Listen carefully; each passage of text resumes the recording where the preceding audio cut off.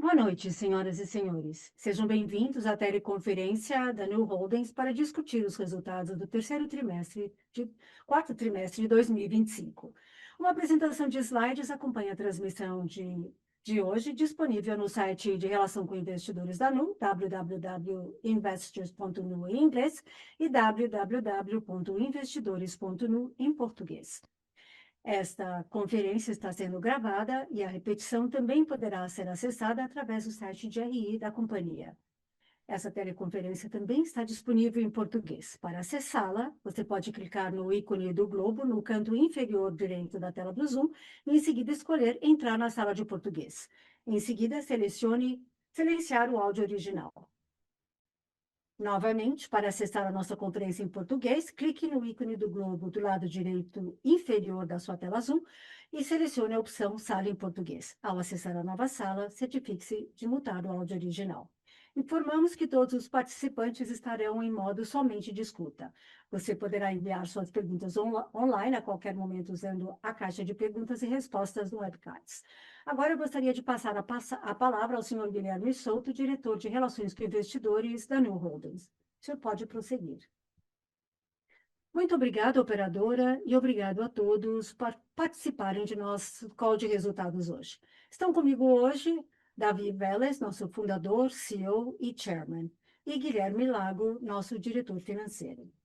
A partir dos resultados desse trimestre, estamos introduzindo uma nova estrutura de relatórios gerenciais, incluindo indicadores gerenciais no nosso PL gerencial. Todas as métricas financeiras discutidas e apresentadas hoje refletem essa nova estrutura. Lago fornecerá detalhes adicionais durante a sua apresentação. Essas medidas gerenciais são importantes para a forma como gerenciamos os negócios, mas não são medidas financeiras conforme definido pela IR e FRS e não podem ser comparáveis a outras empresas. Uma reconciliação completa com os números do IFRS mais diretamente comparáveis está disponível em nosso relatório de reconciliação do PL gerencial e no apêndice dessa apresentação. Salvo indicação ao contrário, todas as taxas de crescimento discutidas hoje são apresentadas em uma base anual neutra em relação ao câmbio. A discussão de hoje pode incluir declarações prospectivas que não são garantias de desempenho futuro, pois envolvem riscos e incertezas. Os resultados reais podem diferir substancialmente daqueles expressos ou implícitos. Consulte a divulgação de declarações prospectivas incluídas nessa apresentação de resultados para obter informações adicionais. Com isso, eu passo a palavra ao Davi. Davi, pode prosseguir. Olá a todos e muito obrigada pela participação de vocês hoje. 2025 foi um ano fantástico para o Nubank e o quarto trimestre de 25 realmente mostrou a força do nosso modelo de negócios. Durante o ano, efetivamente, a maioria dos nossos principais indicadores, desde a satisfação dos clientes até a escala, engajamento e rentabilidade, todos seguiram na direção certa, enquanto continuamos a investir bastante no crescimento a longo prazo. Encerramos o ano com 131 milhões de clientes, acrescentando 17 milhões de novos clientes líquidos, mantendo uma taxa de atividade de 83%. A escala e o engajamento continuam sendo a base do nosso modelo.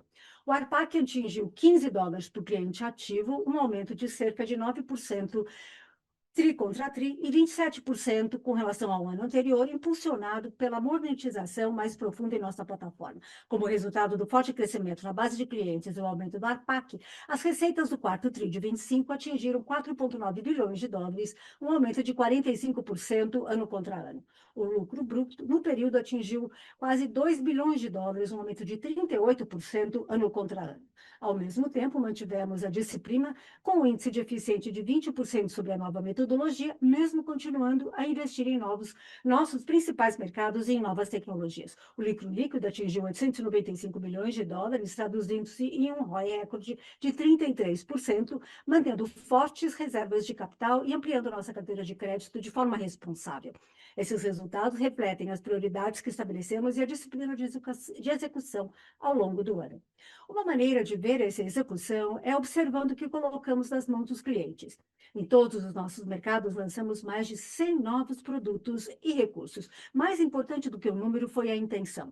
Cada lançamento teve como objetivo aprofundar o engajamento, expandir o acesso e fortalecer o Unit Economics.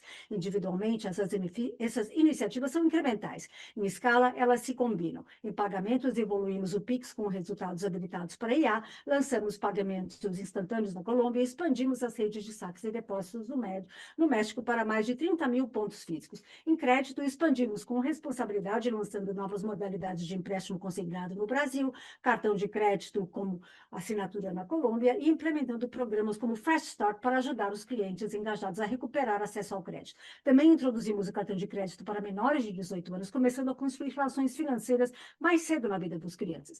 No segmento de alta renda, o Ultravioleta continua a fortalecer nossa proposta de valor e para PMS ampliamos os produtos de crédito e lançamos ferramentas como o Charging Assistant para ajudar a pequenas empresas com o fluxo de caixa. Por trás dessa execução havia um conjunto claro de prioridades que orientam essa alocação de capital e talentos ao longo do ano. Como você deve se lembrar, nossa principal prioridade é construir a maior e mais querida franquia de banco de varejo na América Latina. Em 2025, fizemos progressos mensuráveis nos 3 mercados. No Brasil, nos tornamos a maior instituição financeira privada em número de clientes, com 113 milhões, com uma taxa de atividade de 86%. Escala e engajamento continuam a se reforçar mutuamente.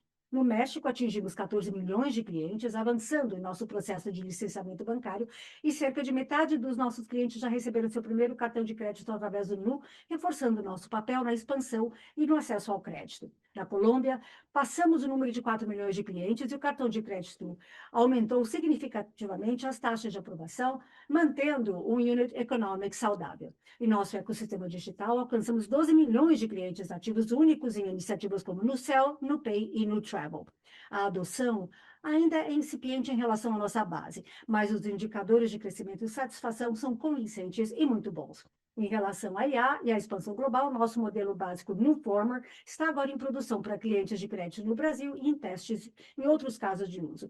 IA está melhorando a subscrição, conversão e qualidade do serviço, com o Pix com IA ultrapassando 100 milhões de usuários ativos mensais. Em janeiro, recebemos a aprovação condicional do OCC para uma licença bancária nacional nos Estados Unidos. No geral, cumprimos as nossas prioridades para 2025 e estabelecemos fortes bases para o que está por vir. Agora eu gostaria de falar sobre como estamos pensando em 2026. À medida em que entramos em 26, vemos esse ano como um ano de inflexão, o ano em que começamos a transição de líder latino-americano para uma plataforma bancária digital global. Nossas prioridades estão organizadas em torno de 3 pilares. Primeiro, vencer em nossos principais mercados. O Brasil e o México continuarão a absorver a maior parte do nosso capital e atenção na administração. No Brasil, aprofundaremos a liderança no mercado de massa, expandiremos a participação da carteira e a PAC e fortaleceremos as PMEs e aumentaremos nossa presença na faixa de alta renda por meio do ultravioleta. No México, finalizamos o nosso processo de licenciamento bancário, o que é fundamental porque isso vai abrir caminho para a próxima fase. Na Colômbia, continuaremos ampliando o crédito e lançando uma série de novos produtos. Em todos os 3 mercados, nosso foco continua sendo na experiência, simplicidade e principalidade e monetização. Segundo, fortalecer as bases para a expansão internacional. Durante 26, estabeleceremos as bases operacionais para nossa oportunidade nos Estados Unidos, com base na aprovação condicional da licença bancária. A América Latina continua sendo nosso principal motor de crescimento. Em terceiro lugar, IA como superpoder. Vamos expandir o Nuformer para empréstimos do Brasil e cartão de crédito no México, continuando a colocar IA diretamente nas mãos dos clientes, aprofundando-nos na nossa visão de longo prazo de um banco pessoal alimentado por IA no bolso de cada cliente. Com esse contexto, vou passar a palavra para o Lago para apresentar os resultados financeiros do trimestre.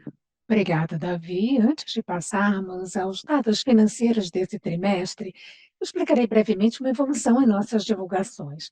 Como o Nubank se torna uma plataforma multiprodutos, multissegmentos e multinacional, estamos introduzindo uma demonstração de resultados gerencial, P&L gerencial, para fornecer uma visão mais clara da criação de valor e do desempenho interno. Essa evolução não altera a realidade econômica, apenas a esclarece. Esse demonstrativo de resultados gerencial é derivado exclusivamente de nossos resultados IFRS e representa uma reorganização estrutural dos itens IFRS, projetado para melhorar a comparabilidade e refletir melhor a contribuição econômica. A estrutura preserva o lucro líquido, o fluxo de caixa, o patrimônio líquido e o capital regulatório. Está totalmente em conformidade com o IFRS. O principal benefício é uma visibilidade mais clara de como as margens, a alavancagem operacional e a criação de valor evoluem à medida que a plataforma se expande por vários produtos, segmentos e regiões geográficas. Para apoiar essa nova divulgação, estamos publicando um relatório de reconciliação do demonstrativo de resultados gerencial detalhado em nosso site, incluindo a ponte completa para o IFRS e a metodologia completa. Também atualizamos os dados históricos desde o primeiro trimestre de 2021 sob esta nova estrutura. Com esse contexto, eu vou agora apresentar o desempenho do trimestre, já usando o demonstrativo de resultado gerencial, o P&L gerencial. Encerramos o trimestre com uma carteira total de 32,7 bilhões de dólares, um aumento de 40% ano contra ano, impulsionado principalmente por cartões de crédito e empréstimos quirografares. Os cartões de crédito aumentaram 12,2% em relação ao trimestre anterior, o maior crescimento trimestral desde o final de 2023. Isso reflete a expansão contínua do limite no Brasil, apoiada por nosso modelo de crédito fundamental, juntamente com a sazonalidade típica do quarto trimestre. Os saldos de empréstimos quirografares ultrapassaram 8 bilhões de dólares, com originações recordes de 4 bilhões no TRI. Os empréstimos com garantia cresceram 3,8% em relação ao trimestre anterior. Mudanças recentes nas regulamentações do FGTS reduziram as novas originações em mais da metade. Embora o impacto sobre a carteira pendente permaneça limitado, dada a natureza de crédito mais longo desses empréstimos. Continuamos confortáveis com a trajetória de crescimento e com o perfil de risco da carteira, sustentados por uma subscrição disciplinada em nossos modelos de crédito em evolução. Passaria agora aos depósitos, onde continuamos a construir uma base de captação escalável e resiliente. Encerramos o TRI com um total de depósitos de 41,9 bilhões de dólares, um aumento de 29% ano contra ano, com um crescimento nos 3 países. No Brasil, o crescimento refletiu a sazonalidade típica do quarto trimestre, incluindo o 13º salário. No México, após ajustes de preços e produtos no terceiro TRI, os depósitos retomaram o crescimento no quarto trimestre. Em relação aos custos de captação, observamos uma melhora em todas as regiões geográficas. O custo dos depósitos diminuiu para 87% da taxa interbancária em base consolidada no final do trimestre, refletindo a dinâmica do mix, preços disciplinados e sazonalidade.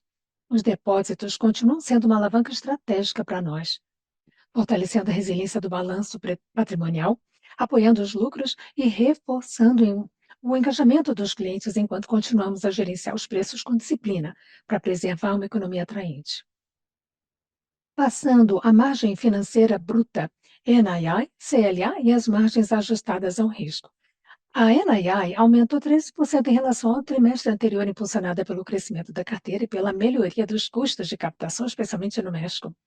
As provisões para perdas de crédito aumentaram principalmente em função do crescimento. À medida que expandimos os limites e saldos dos cartões de crédito, as provisões aumentaram mecanicamente devido à contabilidade antecipada da originação, enquanto a qualidade do crédito permaneceu estável. Também registramos um item extraordinário relacionado ao México.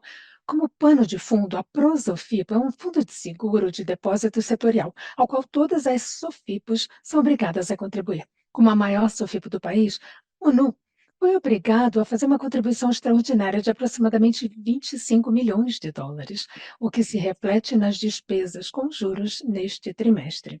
Trata-se de uma taxa regulatória pontual, única e não recorrente sobre o setor, não refletindo a qualidade de crédito e tampouco a saúde financeira de nossas operações no México. A NIM, ajustada ao risco, fechou em 10,5% e teria permanecido estável em relação ao TRI anterior, excluindo a contribuição ao Prosofipo. Passando agora à qualidade dos ativos. Como nossa carteira se diversificou em termos de produtos, segmentos e geografias, estamos agora apresentando métricas consolidadas de inadimplência. Acreditamos que isso fornece uma visão mais holística da qualidade de crédito em toda a plataforma. Agora, dado o tamanho relativo do Brasil, as tendências continuam sendo impulsionadas em grande parte pela carteira brasileira, onde o desempenho de crédito continua acompanhando nossas expectativas, apoiado por uma subscrição disciplinada. A inadimplência em estágio inicial, medida por inadimplência de 15 a 90, melhorou pelo quarto trimestre consecutivo, caindo 20 basis points para 4,1%, refletindo parcialmente a sazonalidade do trimestre no Brasil. Como resultado das melhorias anteriores na inadimplência em estágio inicial, a inadimplência 90+ caiu 10 basis points para 6,6% no trimestre. Os índices de cobertura permanecem sólidos, tanto com base no saldo total quanto a inadimplência 90+, proporcionando conforto contínuo em relação à absorção de perdas. Normalmente observamos um aumento sazonal na inadimplência 15 a 90 no primeiro trimestre do ano. Esse padrão é esperado para o próximo TRI, em linha com as tendências históricas. No geral, não vemos sinais de deterioração e continuamos confortáveis com nossos indicadores de qualidade de crédito. Passando ao lucro bruto. O lucro bruto atingiu quase 2 bilhões de dólares no quarto trimestre, um aumento de 38% em relação ao ano anterior. Em termos de composição, a contribuição do float aumentou, refletindo fortes entradas de depósitos no Brasil e melhorias na captação no México, após os ajustes de preços implementados nos trimestres anteriores. Comissões também tiveram bom desempenho, impulsionadas por fortes volumes de compras, sustentando um maior aumento trimestral em nossa participação no mercado de cartões de crédito no Brasil nos últimos 10 trimestres. O componente de crédito refletiu provisões para perdas de crédito mais elevadas no início do período, em consonância com o forte crescimento da carteira no TRI. Olhando para o futuro, continuaremos a dar prioridade ao crédito. O crédito representa a maior fonte de lucros nos serviços financeiros e é um fator chave para o engajamento e a profundidade das relações em toda a nossa plataforma. Ao mesmo tempo, as comissões e o float proporcionam diversificação e sustentam um perfil de lucro bruto mais resiliente, à medida que continuamos a nos expandir em termos de produtos, segmentos e geografias. Passando agora para o índice de eficiência. Como parte da evolução de nossas divulgações, atualizamos a metodologia de cálculo desse indicador, para melhor nos alinharmos às práticas do setor e melhorar a comparabilidade. Os detalhes da nova metodologia estão incluídos no apêndice dessa apresentação e também apresentamos o índice calculado pela metodologia anterior para referência. De acordo com a nova metodologia, o índice de eficiência caiu para 19,9%, ficando abaixo de 20% pela primeira vez na nossa história. Isso reflete a alavancagem operacional, com as receitas líquidas crescendo mais rapidamente do que as despesas operacionais, mesmo após a sazonalidade típica do quarto TRI nos custos de marketing e transações. No quarto trimestre, reconhecemos aproximadamente 22 milhões de dólares em provisões para despesas de transição, relacionadas com a nossa decisão de regresso ao escritório, voltar ao trabalho presencial, que entrará em vigor em meados de 2026. Esses custos são temporários e não são indicativos da run rate atual. Olhando para o futuro, como o David destacou, 2026 é um ano de investimentos. Estamos estabelecendo as bases operacionais para a expansão global e acelerando a adoção da IA e de outras novas tecnologias em toda a plataforma. São investimentos deliberados em capacidade de longo prazo e provavelmente exercerão pressão ascendente sobre o índice de eficiência no curto prazo. Estamos confortáveis em pagar esse preço. Os fatores estruturais da alavancagem operacional, que são crescimento da receita, escala e gestão disciplinada dos custos, permanecem inalterados e esperamos que a eficiência continue melhorando no médio prazo, à medida que os investimentos que fazemos hoje começarem a gerar retornos. Para encerrar a análise do P&L, o lucro líquido. No quarto TRI, o lucro líquido aumentou 50% ano contra ano para 895 milhões de dólares, proporcionando um ROI recorde de 33%, enquanto continuamos investindo em crescimento e mantendo reservas de capital robustas. Isso inclui certos itens não recorrentes no trimestre. Um impacto positivo de aproximadamente 58 milhões de dólares no lucro líquido relacionado à remensuração de ativos fiscais diferidos, após o aumento da alíquota da CSLL no Brasil, e um impacto negativo de aproximadamente 29 milhões de dólares relacionados às provisões para o retorno ao trabalho presencial e à taxa Prosofip no México. Juntos, esses resultados demonstram a escalabilidade do nosso modelo operacional, crescimento dos lucros e manutenção de altos retornos. Passando ao capital e à liquidez. No nível da holding, o capital total é de 8,9 bilhões de dólares. Desse montante, 3,6 bilhões de dólares cobrem os requisitos regulatórios em nossas 3 geografias. 2,2 bilhões representam o excesso de capital em nossas entidades operacionais.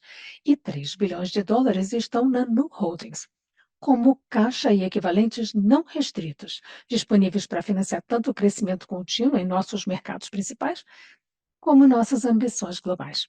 Em relação à liquidez, a captação disponível de 38,8 bilhões de dólares representa aproximadamente o dobro de nossa carteira de crédito líquida de 19 bilhões de dólares, que representa nossa carteira de crédito bruta líquida de contas a pagar de cartão de crédito, proporcionando uma margem significativa para continuarmos expandindo o crédito de forma responsável, ao mesmo tempo que aproveitamos as oportunidades decorrentes de uma maior otimização do balanço patrimonial. Nossas posições de capital e liquidez reforçam nossa capacidade de investir no crescimento a partir de uma posição de força. É exatamente isso que pretendemos fazer. Em conjunto, nossas posições de capital e liquidez não são simplesmente um reflexo de nosso desempenho passado. Elas são, de fato, a base para o que está por vir. Entramos em 2026 com a solidez financeira para vencer em nossos principais mercados, com poder de fogo para acelerar globalmente e com a disciplina para fazer ambas as coisas com responsabilidade. Com isso, eu encerro. Obrigado. Estamos à disposição para responder suas perguntas. Iniciaremos a sessão de perguntas e respostas para investidores e analistas. Caso queiram fazer uma pergunta, pressione o botão Raise Hand, levantar a mão. Se sua pergunta for respondida, podem sair da fila clicando em abaixar a mão. Por favor, limitem-se a uma pergunta e a uma follow-up. Caso tenham outras perguntas, sem problema, mas entre novamente na fila. Perguntas também podem ser enviadas online a qualquer momento hoje, usando a caixa de perguntas e respostas no webcast. Gostaria de passar a palavra para o senhor Guilherme Souto, diretor de Relações com Investidores. Muito obrigada, operadora. Poderia abrir a linha do senhor Rosman, do BTG Pactual, por favor? Olá a todos e boa noite. Eu tenho uma pergunta para o Davi Vélez com relação à IA. Davi, você enxerga um risco de que o Nu poderia podia sofrer uma disrupção por causa de IA? Seria muito bom se você pudesse falar um pouco mais sobre isso, visto que as ações e esse setor nos Estados Unidos vem sofrendo bastante hoje em dia por causa disso. Claro, a resposta tem a ver com as duas coisas. É tanto um desafio quanto um potencial de disrupção, assim como também representa uma grande oportunidade. Mas no frigir dos ovos acreditamos que há uma oportunidade maior até do que o desafio que se propõe, mas é uma questão que nós encaramos com seriedade. Eu acho que há uma tendência específica, um denominador comum que está presente em qualquer tipo de transformação tecnológica e aconteceu na era da internet. Qualquer modelo de negócios que depende simplesmente em deslocar, né, bytes do ponto A para o ponto B,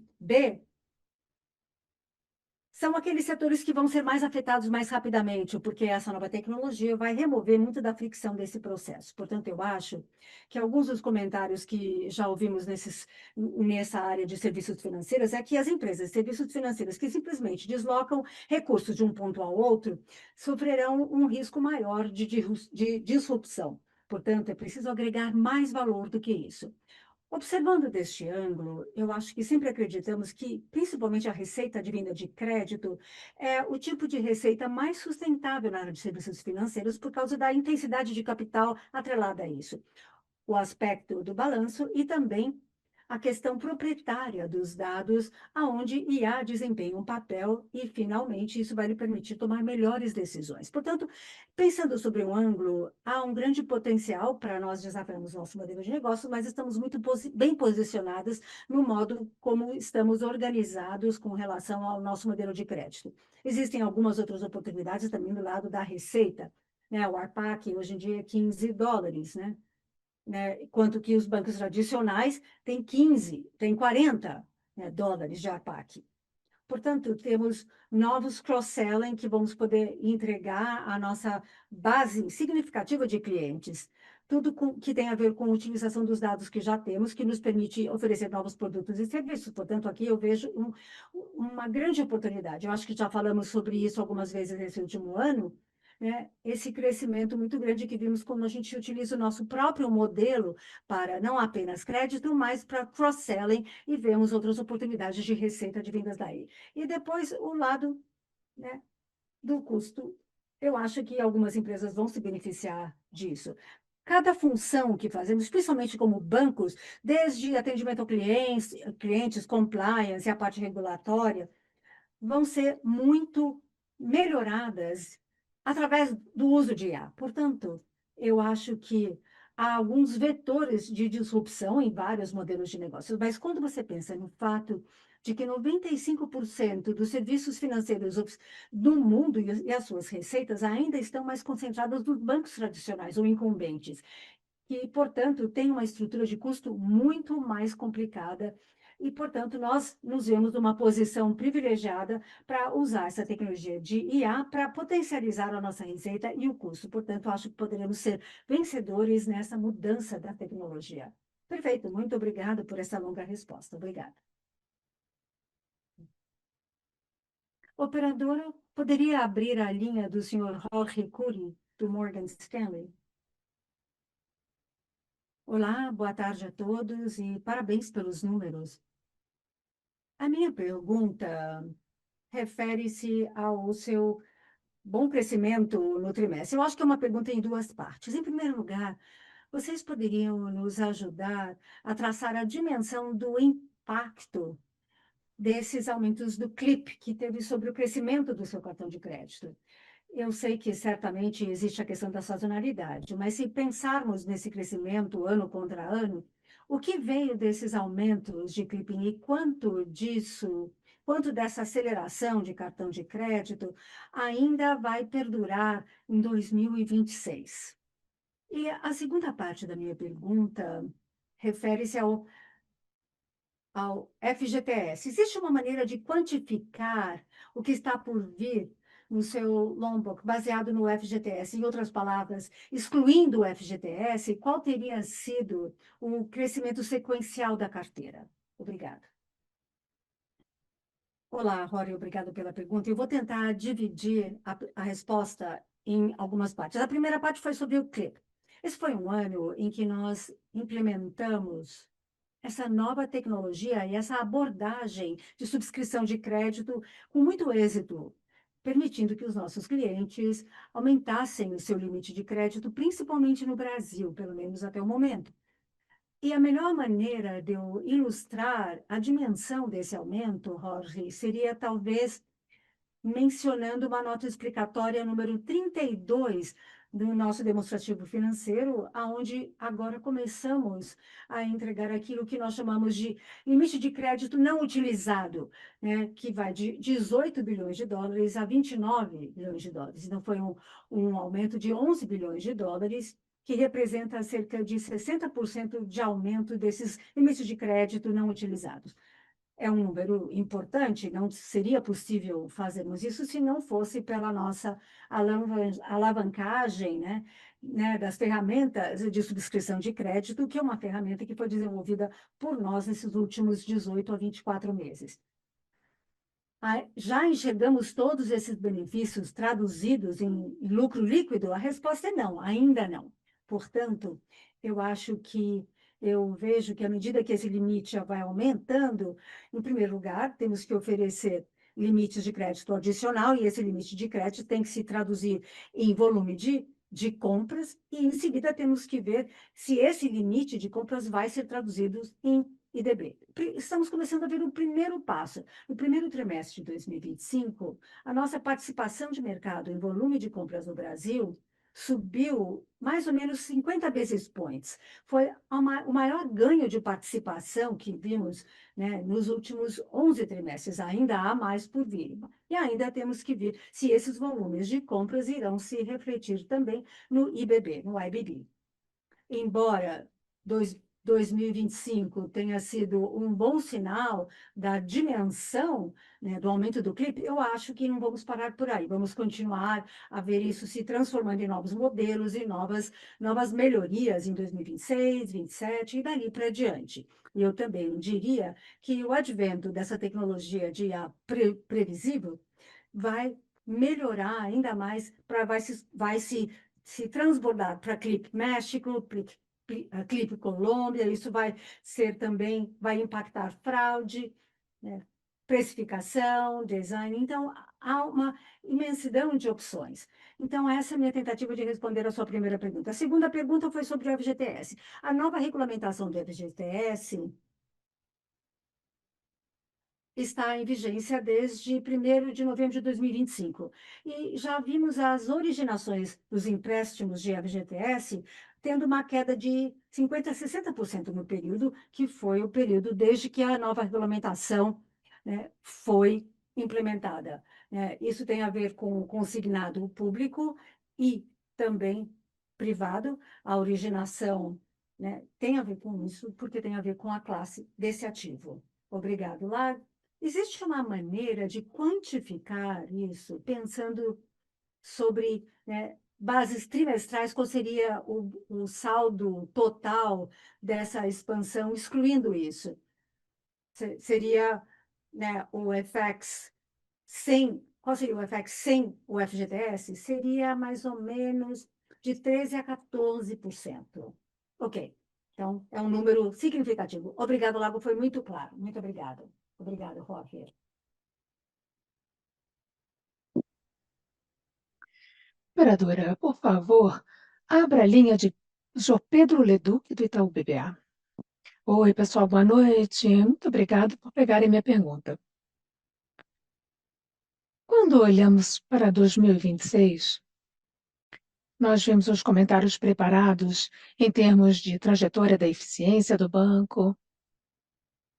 Como mencionaram, pode haver algumas pressões. Talvez vocês pudessem detalhar isso um pouquinho mais.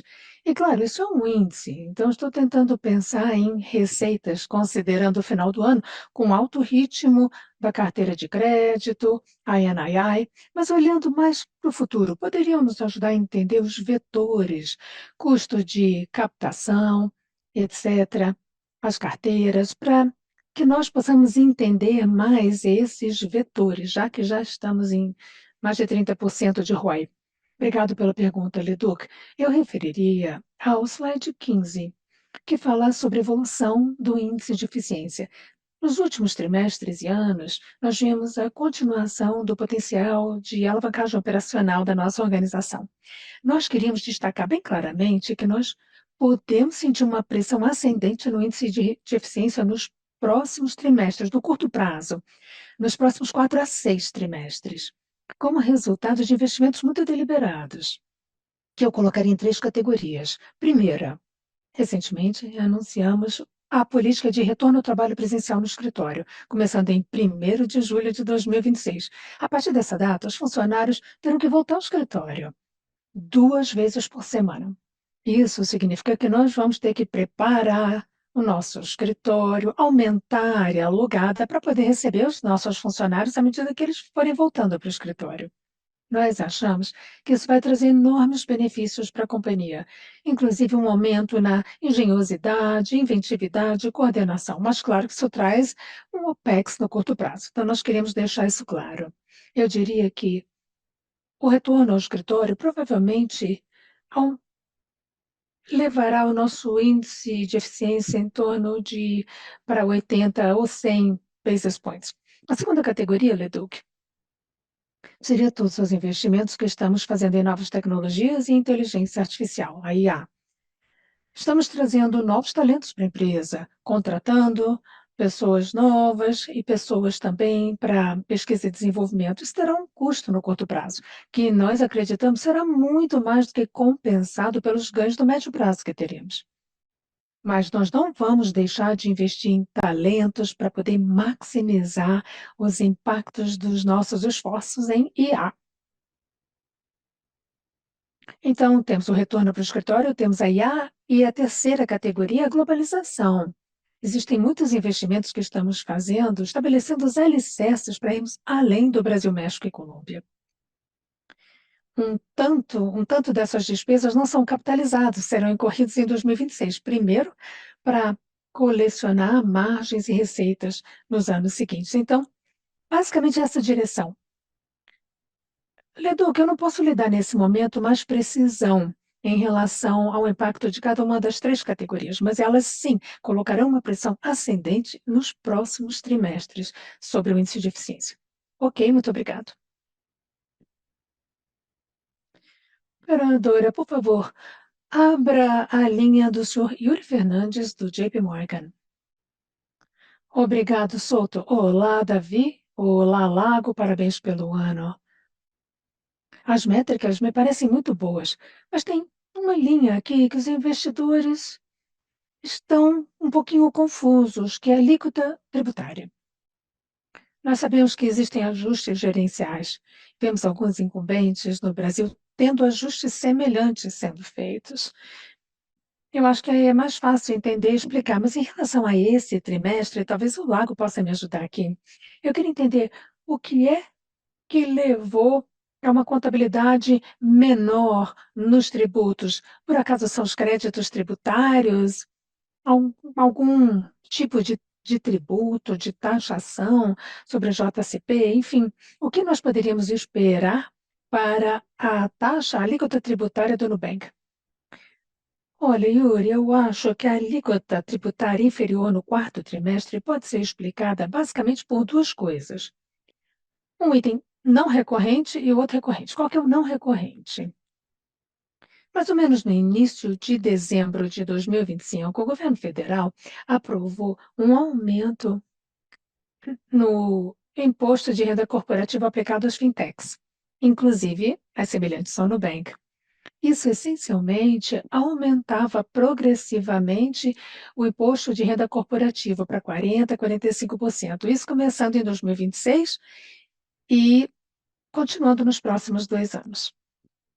Embora no médio prazo isso nos impacte negativamente em termos de alíquota tributária, no trimestre em que essa legislação foi aprovada, nós temos que redimensionar os nossos créditos tributários. Então, isso foi remensurado para cima. Esses corresponderam a 58 milhões de dólares, e essa quantia foi reconhecida no quarto trimestre de 2025. Portanto, diminuindo a alíquota efetiva tributária nesse trimestre. Então, essa é a porção que eu atribuo como sendo um evento pontual não recorrente. O efeito recorrente é que, à medida que aumentamos os investimentos que temos feito em tecnologia, em toda a organização, no Brasil e também nos outros países, acabamos nos beneficiando de um investimento em tecnologias, e temos alívios tributários que o governo fornece. Isso pode melhorar um pouquinho o OPEX, mas isso é mais do que compensado por taxas, alíquotas tributárias inferiores. Então, são os dois impactos que impactaram os créditos fiscais nesse TRI. Super claro. Você também teve nos depósitos também um impacto não recorrente, não nessa magnitude, mas também houve um impacto negativo nesse trimestre, não é? Sim, você tem toda a razão. Basicamente, nós temos três eventos pontuais no trimestre. Os 58 milhões de dólares de reavaliação dos créditos tributários, que acabamos de mencionar. Os outros 25 milhões de dólares, uma despesa pontual do custo do México, pro piso, e, e uma despesa de provisão de 1 milhão de dólares para a política de retorno ao escritório. Então, esses são os efeitos. Os créditos tributários positivos, outros dois efeitos negativos. Muito claro, obrigada. Operadora, poderia abrir a linha do senhor Mário Pierre, do Bank of America? Olá. Obrigada por acatarem a minha pergunta. Eu gostaria de focar um pouco mais nas despesas provisionadas. O seu custo de crédito aumentou um pouco esse trimestre. E no trimestre anterior, se eu me recordo, vocês falaram sobre a sua capacidade de expandir o crédito para os clientes existentes, porque vocês agora estão aplicando IA e o custo de crédito, portanto, diminui. E isso parece que se reverteu esse trimestre. Eu gostaria de ter uma compreensão um pouco melhor sobre o que aconteceu com as provisões no trimestre e também, se vocês puderem falar um pouquinho sobre o NPL, que parece relativamente estável. Antes, vocês nos mostraram o NPL apenas do Brasil. Me parece que o seu NPL consolidado está um pouco mais baixo. Eu estou tentando entender a questão dos NPLs à medida que vocês vão também entrando no México. Parece há uma diferença do NPL no México, ou está como vocês tinham no Brasil? Maria, obrigada pelas perguntas. Eu vou tentar respondê-las em ordem. A primeira pergunta é a seguinte: nós tivemos um aumento no CLA, né, nesse trimestre, e, para ser claro, isso foi totalmente atribuído ao crescimento, e não foi atribuído a qualquer tipo de deterioração, né, da qualidade do ativo no trimestre. Portanto, nós vimos que a qualidade do ativo teve um desempenho muito em linha com as nossas expectativas, inclusive, né, com as tendências de sazonalidades, mas agora estamos no dia 25 de fevereiro e continuamos a olhar as métricas da qualidade do ativo em linha com as nossas expectativas no Brasil, no México e na Colômbia. Nós observamos isso muito de perto e não estamos vendo nenhum sinal de degradação na qualidade do nosso ativo. O que nós vimos que possa justificar o aumento da provisão de perda de crédito, ou CLA, não foi aumento, né, no, no, na carteira de crédito em si, mas no slide 11, vocês veem que houve um crescimento de 11% tri contra tri, mas também houve um aumento nos limites de crédito não utilizados. Mas a nossa exposição é aquela que nós temos que construir essa provisão. Então, o crescimento de CLA foi muito impulsionada pela exposição ao crescimento e não degradação dos ativos. O que eu gostaria de destacar, Mário, é que eu gostaria de ver em bases recorrentes, quando eu olho esses números, é que a formação, o NPL formation foi muito estável, 3,5, 3,5, Stage 3 formation também, estágio 3, bastante estável. E uma outra métrica que eu observo é o CLA dividido pela média da carteira de crédito, que costumava ser 3,9 no quarto trimestre de 24, depois, né, 4,3, 3,9, e no terceiro trimestre de 25 caiu um pouquinho de 3,9 para 3,3 e agora volta a ser 3,9. Portanto, eu acho que o terceiro trimestre, à medida que a gente vai atualizando esses modelos, talvez a gente veja um número um pouquinho mais baixo, e agora está voltando para 3,9. Eu tenho certeza que você vai perguntar, e aí, o que vem depois? Eu acho que o que vem depois seria algo em torno ou abaixo dessa média entre 3,3 e 3,9 nos próximos trimestres, mas é isso, é claro, algo que a gente não controla. Mas essa seria mais ou menos a nossa expectativa, considerando o atual mix que nós temos hoje. Então, essa é a resposta à sua primeira pergunta. A sua segunda pergunta foi sobre o NPL. Nós demos agora a tendência consolidada do NPL, simplesmente porque, à medida que a gente vai crescendo a carteira de crédito internacionalmente para México, Colômbia, e esperamos acrescentar outros países nos próximos anos, começamos a ver essas métricas representando melhor a realidade econômica da empresa, ao invés de apenas olhar o Brasil. Agora, se tivéssemos que colocar apenas os gráficos do NPL do Brasil, isso mostraria também uma tendência benigna da qualidade do ativo, se movimentando muito na direção da sazonalidade que é esperada no quarto trimestre. E depois a sua pergunta sobre como é que poderíamos agregar México e Colômbia e atingirmos um NPL mais baixo. Isso é justificado principalmente pelos write-offs das políticas que nós temos nesses países e também tem a ver com o risco de cada país. Por exemplo, no México e na Colômbia, fazemos o write-off mais curto quando comparado ao Brasil. Isso pode afetar, né, um cálculo geral do NPL. Mas, em geral, Mário, não há nenhuma preocupação nesse momento com a qualidade do ativo. E é muito importante que eu destaque isso. Eu sei que vocês vêm acompanhando isso há muitos anos. Portanto, eu me refiro também aos outros participantes desse call. Quarto trimestre de cada ano, nós observamos geralmente um movimento benigno no NPL por causa da sazonalidade, mas igualmente também esperamos ver né, uma melhoria do NPL no primeiro trimestre de 2026, também acompanhando a sazonalidade natural. Está muito claro, Lago, muito obrigado. Obrigado, Mário. Operadora, poderia abrir a linha do senhor Gustavo Schroeder, do Citi? Olá e boa noite a todos. Obrigado por acatarem minha pergunta. A minha pergunta tem a ver com produtos de crédito e também mix de clientes. Nós observamos um aumento, né, para crédito pessoal, cartões de crédito e empréstimos. Eu gostaria de falar mais sobre, né, os empréstimos com garantia. O Lago explicou sobre as mudanças no FGTS e como isso teve um impacto recente na evolução dessa carteira. Mas eu gostaria de entender o que vem acontecendo com o consignado, tanto público quanto privado, e como é que o banco enxerga esses produtos e se deveríamos esperar, digamos, a substituição do FGTS por esses consignados privados, principalmente. Qualquer comentário sobre isso seria ótimo e também sobre um comentário sobre o mix de clientes.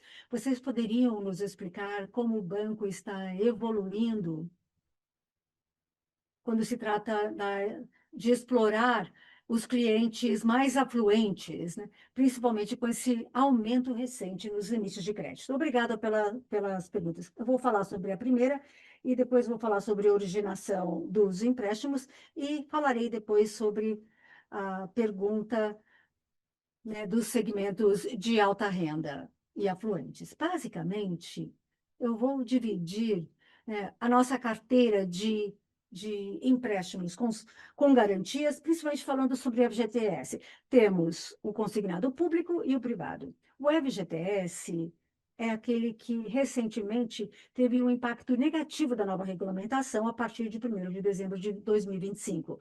A originação teve uma queda de cerca de 15%, e continuamos a ter um diálogo com o governo para tentar influenciar a agenda para 2026 e 2027.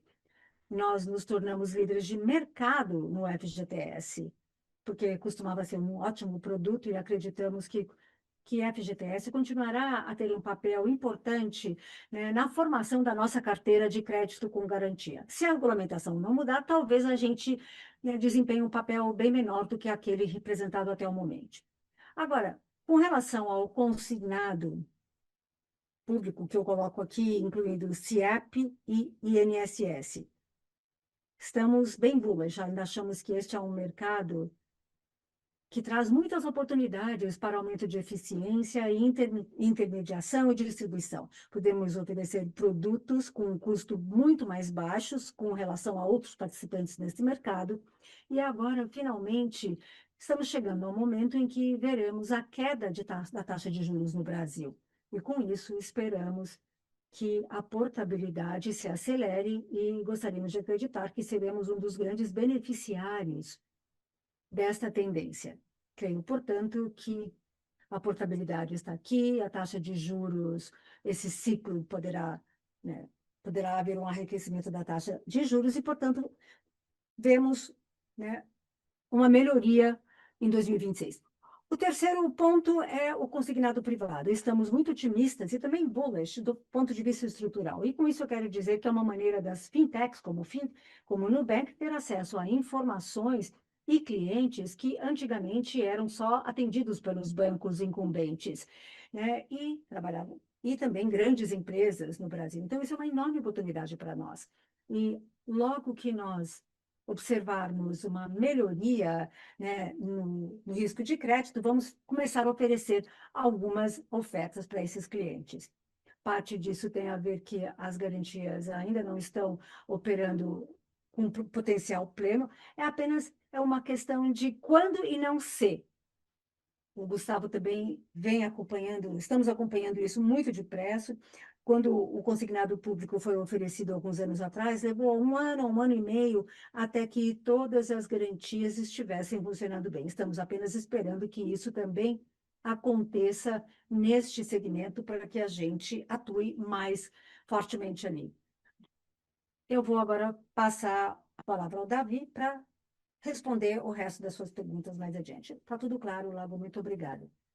O que eu devo dizer do lado de empréstimos com garantia é que isso ainda representa uma grande oportunidade para nós. Eu acho que crescendo ali nesse pool existente de crédito, talvez agora seja mais complicado do que esperávamos por causa das complexidades inerentes ao produto.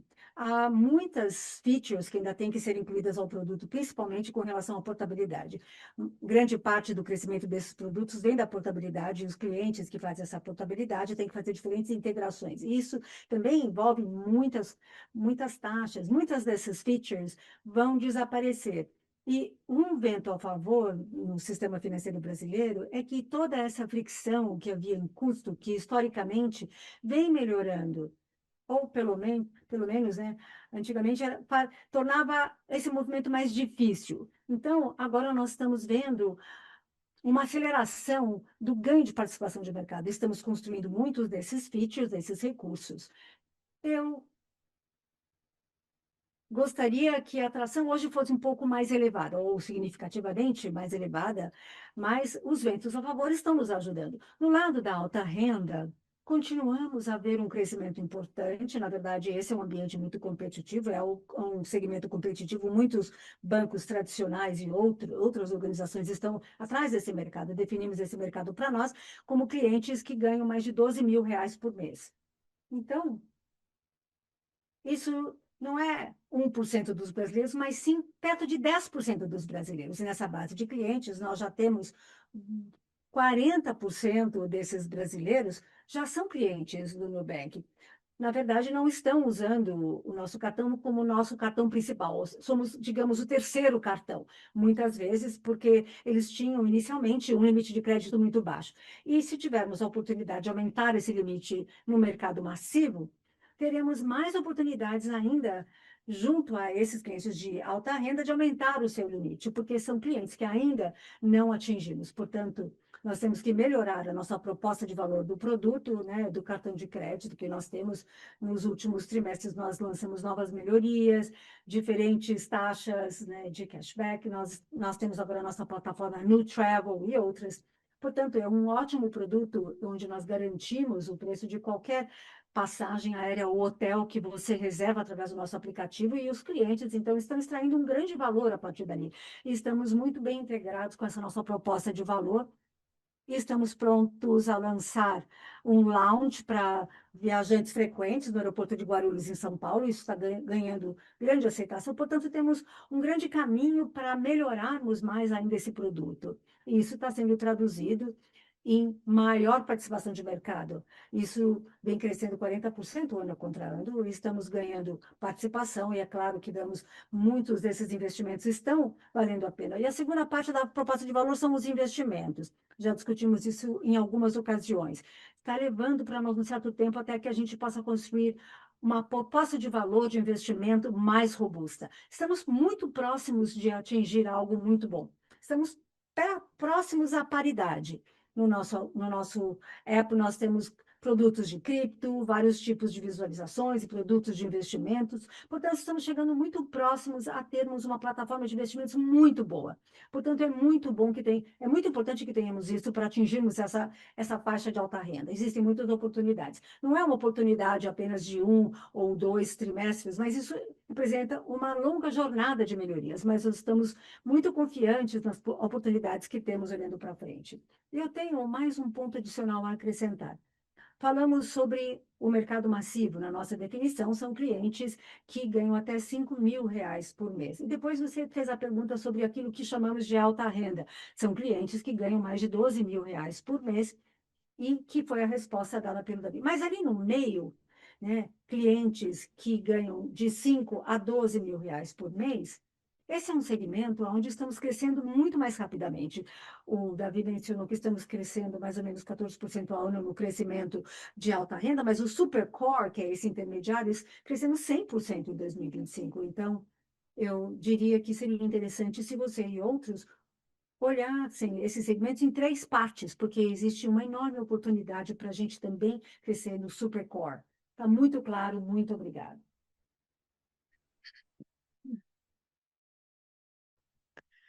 Operadora, por favor, abra a linha de Neha Agarwala, do HSBC.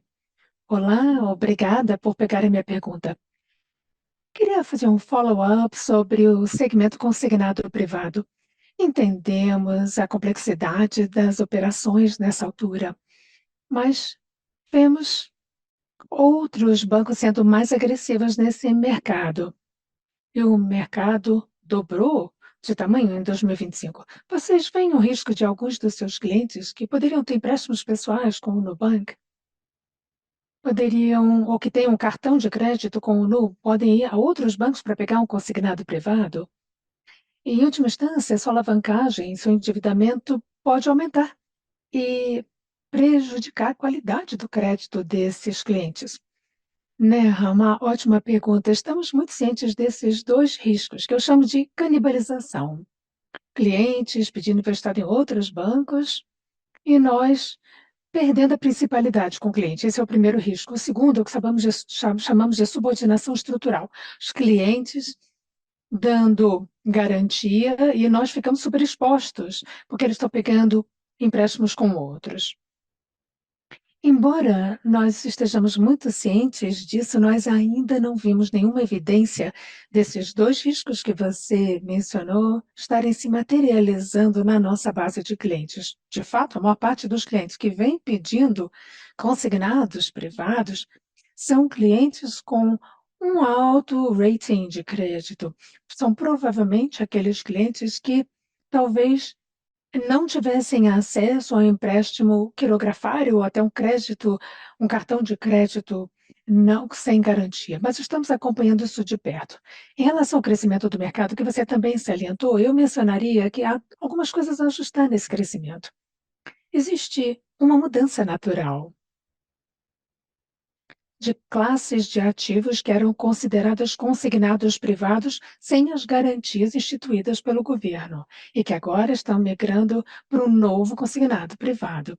Normalmente são empréstimos que eram oferecidos pelos bancos tradicionais e incumbentes, correspondendo a uma porção substancial do que é visto como o crescimento dessa nova classe de ativo. Basicamente, uma migração do antigo para o novo. A segunda coisa que vemos são os players nesse espaço jogando com diferentes abordagens. Os incumbentes têm relacionamento com as empresas em relação aos consignados. Estão mais focados nos clientes de mais baixo risco e os players digitais estão mais focados nos clientes de mais alto risco. Mas estamos vendo esse mercado, de certa forma, operando com umas primeiras perdas em torno de baixos 2 dígitos, o que não fala sobre a qualidade da garantia que esse produto pode ter. Quando virmos o crédito melhorando, como o produto vai entregar, nós não vamos deixar de usar isso pesadamente.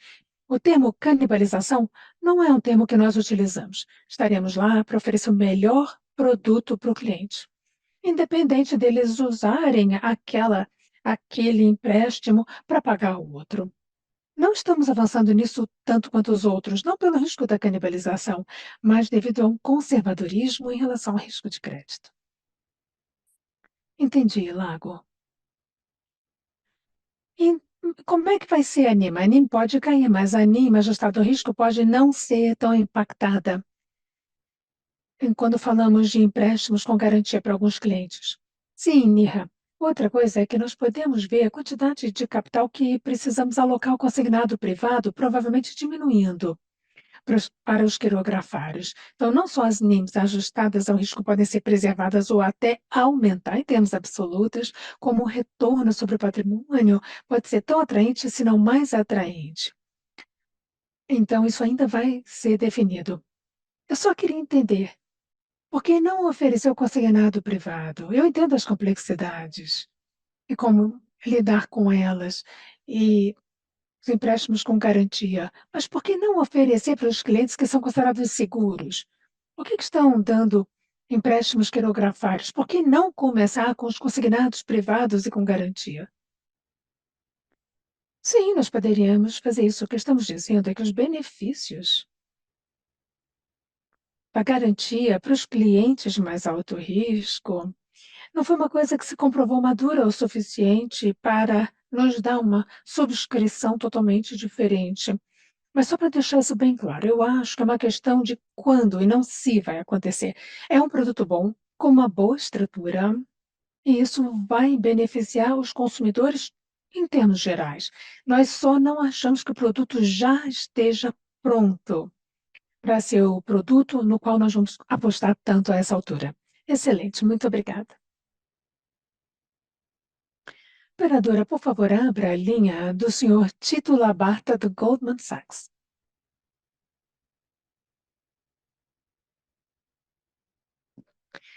Olá, boa noite, Souto Lago, Davi. Obrigado por pegarem minha pergunta. Eu acho que eu perguntaria sobre as despesas. Vocês falaram sobre 2026 ser um ano de investimentos, pensando na expansão global. Então, nos ajudem a entender um pouquinho que investimentos são necessários para isso.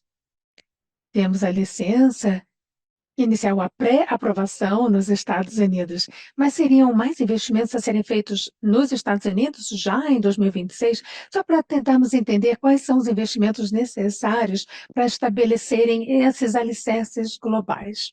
Especificamente no trimestre, quando eu olho o P&L contábil, houve um grande aumento nas despesas. Eu sei que teve a questão pontual do retorno ao escritório. As despesas de marketing aumentaram bastante, gerais e administrativas também aumentaram. Então, poderiam nos explicar o que especificamente levou a esse aumento nas despesas operacionais no TRI? Isso ajudaria bastante. Muito obrigado. Tito, bem rapidinho sobre os Estados Unidos. Nós vamos continuar a investir. Já estamos investindo mais, principalmente para montar as equipes e os produtos. Isso não. Nós não precisamos de tantos investimentos para lançar nos Estados Unidos. Anunciamos parcerias de marketing maiores nos últimos meses e tudo se relaciona aos nossos mercados centrais mais importantes, Estados Unidos também e potencialmente futuros mercados no mundo. Então, estamos aumentando o marketing, houve aumento nas equipes também, que estamos montando para o lançamento nos Estados Unidos. Mas não esperamos que seja nada tão significativo em 2026.